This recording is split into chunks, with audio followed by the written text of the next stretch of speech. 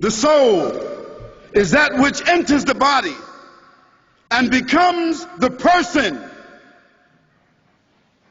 At a certain point, when the child is conceived, it is at one point just a piece of flesh, or at one point it is just a sperm drop connected to an egg, just a clot. At another point, it becomes a fetus. At another point, it becomes an embryo. At a certain point, the soul enters and it becomes an actual person. And we are told that when a child is in the womb of the mother,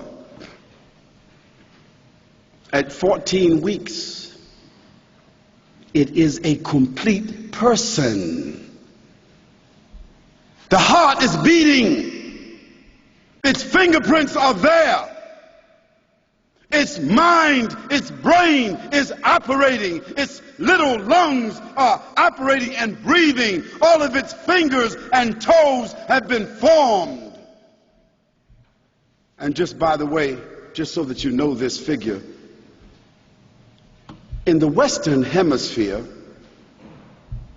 that is, United States of America, Canada, the UK and Europe and Australia, 2,300 little children, little people are murdered every single day.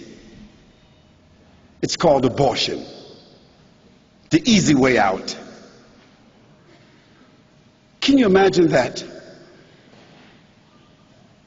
In an educated, sophisticated world bent upon success, they are murdering 2,350 little people every single day. Now you divide that by the hour.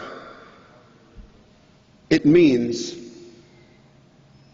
that more than 105 little babies are being slaughtered, aborted every hour. So by the time we finish sitting here, by the time we finish our lecture here in the Western Hemisphere, where people are sophisticated, wealthy, stable, educated, about 250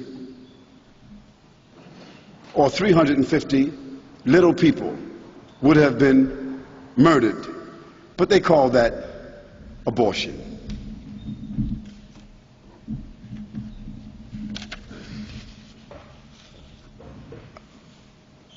We call that family planning, a real nice word. I don't know how you plan families by killing them.